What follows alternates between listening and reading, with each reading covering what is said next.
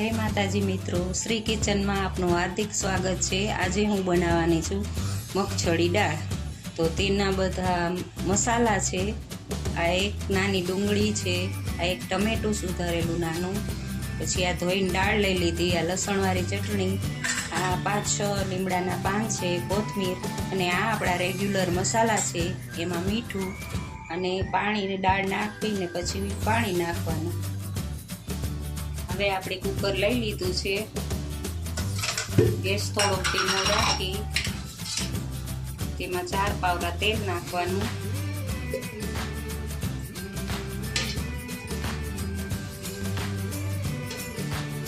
તેલ થોડુંક વધારે હશે એમાં દાળ સારી લાગશે।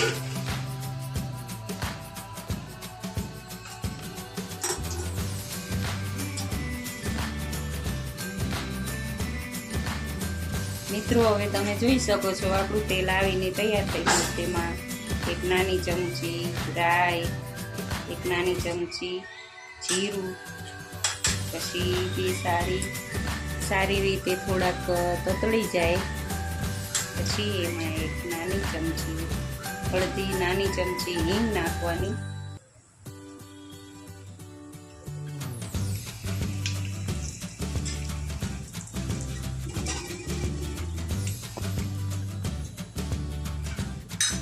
પછી એમાં 6 થી 7 લીમડાના પાન નાખવાના। હવે અમે નાની ડુંગળી સુધારીને લઈ લીધી છે એ નાખવાનું। થોડુંક ઢાંકીને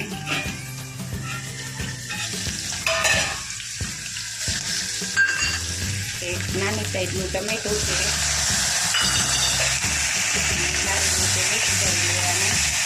એ નાની ચમચી હળદર નાખવાની। તેમાં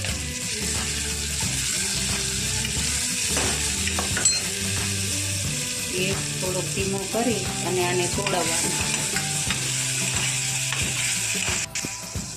એમાં સ્વાદ પ્રમાણે મીઠું નાખવાનું।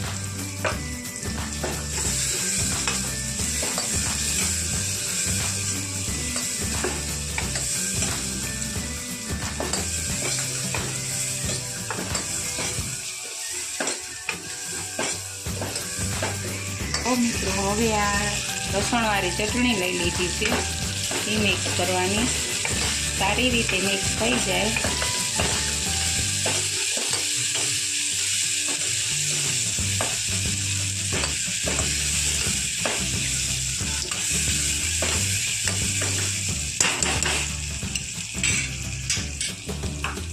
હવે તેમાં આપણે 1 કળશીઓ પાણી નાખશું।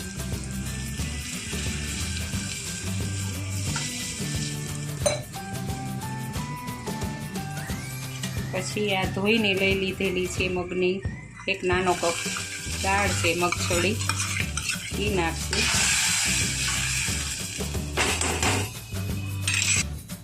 હવે કોથમીર નાખશું।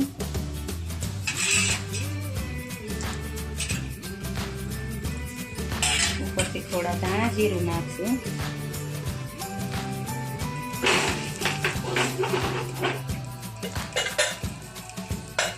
આ દાળ મેં 4 વ્યક્તિની બનાવી છે। જો તમારે ઝાઝા જણા ઘરમાં હોય તો તમે ઝાઝી લઈ શકો છો।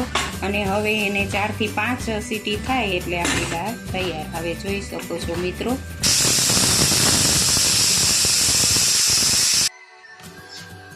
જો મિત્રો આપણી દાળ તૈયાર થઈ ગઈ છે। હવે આને રોટલા ગમે છે તેની સાથે સર્વ કરી શકો છો। જો તમને આ મારો વિડીયો ગમ્યો હોય તો લાઈક કરો, શેર કરો અને સબસ્ક્રાઈબ કરવાનું ભૂલતા નહીં મારા વાલા મિત્રો।